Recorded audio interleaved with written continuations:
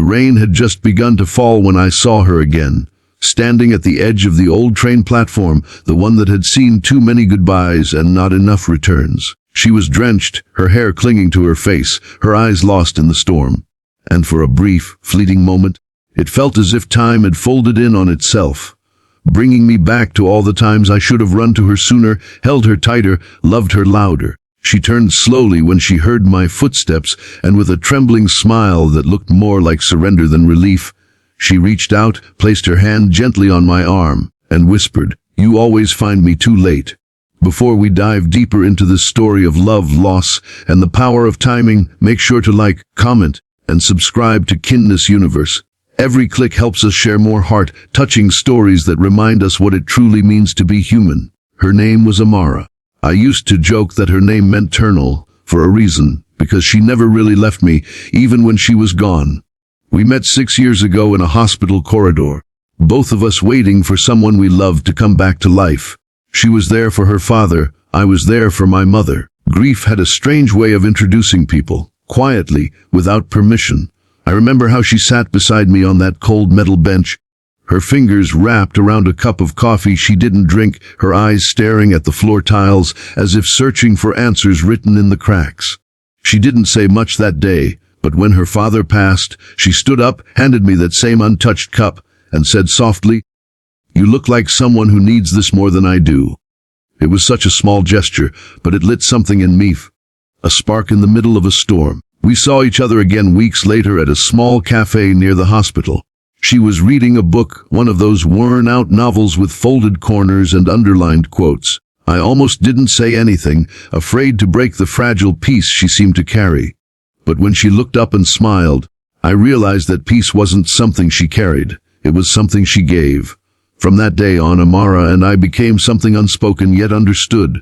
We shared long walks in the park, late-night talks under city lights, and quiet moments where neither of us had to pretend to be okay. She had this way of making sadness look almost beautiful, like a painting that hurts to look at, but you can't turn away from. But life, as it always does, started pulling us in different directions. I got a job offer in another city, one I couldn't turn down. She told me to go, that she'd wait, that love wasn't measured in miles but in moments. I believed her. Maybe that was my first mistake. Months turned into years. We called less, texted even less. And by the time I realized I was losing her, she was already gone, moved to another city, chasing her dream of opening an art studio for kids who couldn't afford lessons. I was proud of her, truly, but I hated myself for not being there to see her smile when she painted her first mural. Still, fate, or maybe guilt, kept crossing our paths at the wrong times. The second time I found her, it was at an art exhibit. She was standing by one of her paintings, a woman holding a cracked clock, tears painted like silver trails down her face. I knew right away it was about us. About me. When she noticed me, she smiled the way people smile at strangers they used to love. I wanted to tell her everything then, to apologize, to explain, to start over. But her fiancé appeared, wrapping an arm around her waist. I froze. She looked at me, eyes soft but resolute, and said, "You're late again, Daniel." I left before she could see my tears. Years passed. I tried to move on, new job, new city, new faces, but nothing ever felt like home. Sometimes I'd see her name pop up on art blogs or social posts, always attached to some new mural that inspired hope in broken places. She was healing the world while I was learning how to breathe without her. Then came the message. It was short. No greeting, no context. Just 5 words, "If you can, come tonight." The message came from an old number, one I had memorized years ago, but deleted to stop the pain. My hands trembled as I typed back, "We're." She replied with just one word, "Station." I didn't think. I just ran. By the time I reached the train station, the rain had begun. The air smelled like rust and regret. And there she was, standing where we first met all those years ago. Her eyes found mine through the blur of rain and streetlights.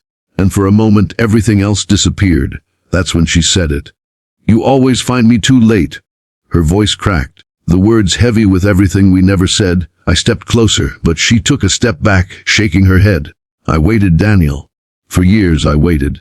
But every time I needed you most, you were somewhere else, chasing something that didn't matter.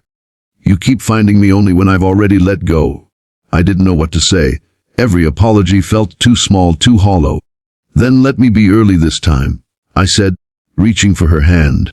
Let me stay. She smiled through her tears. I'm not asking you to stay. I'm asking you to remember. To learn that love isn't about timing. It's about choosing. And you always chose too late. I wanted to argue, to beg her to give me one more chance, but before I could speak, a train's whistle cut through the air. She looked toward it, then back at me. Goodbye, Daniel, she whispered, touching my arm one last time. Don't be late for the next heart that needs you. And then she was gone, stepping onto the train, disappearing behind a curtain of rain and steam. Weeks passed before I learned the truth. Amara wasn't leaving for another city. She was leaving for treatment, one she didn't think she'd survive. Her last message wasn't a plea for company, it was her way of saying goodbye. I found out from a letter she left with a mutual friend. In it, she wrote, Daniel, if you're reading this, it means I couldn't say goodbye the way I wanted. But don't grieve for me. Just promise me this. When you find love again, don't wait. Don't assume you'll have another chance. Life is fragile. Love is fleeting. And sometimes the people who save us are the ones we never got to keep. I read that letter 100 times, each word burning deeper than the last. For months, I carried guilt like a second heartbeat, wondering how many moments I let slip away while chasing things that never mattered. But slowly, her words began to change me. I started volunteering at her old art center, teaching kids to paint, something I never thought I'd do. At first, I just wanted to feel closer to her, but as time went on, I realized what she'd truly left behind wasn't sadness, it was purpose. Every smile, every small hand covered in paint, reminded me that love doesn't end, it transforms. Sometimes late at night, when the world is quiet, I still feel her hand on my arm. And I hear her voice, not accusing anymore, but gentle. You found me, Daniel. Not too late this time. Before the story ends, take a moment to like, comment, and subscribe to Kindness Universe. Your support helps us share more stories that touch hearts, inspire change, and remind us that kindness never comes too late. And if you take one thing from this story, let it be this. Don't wait to say what your heart already knows. Don't wait for the perfect time, because it doesn't exist. Sometimes all we get is now, and that's you to change everything. So if someone crosses your mind tonight, call them. If someone made your life a little brighter, tell them. Don't let timing steal the chance that love gives you freely, because one day you might reach out your hand, and all that's left to touch is memory. And you'll remember the voice that said, "You always find me too late."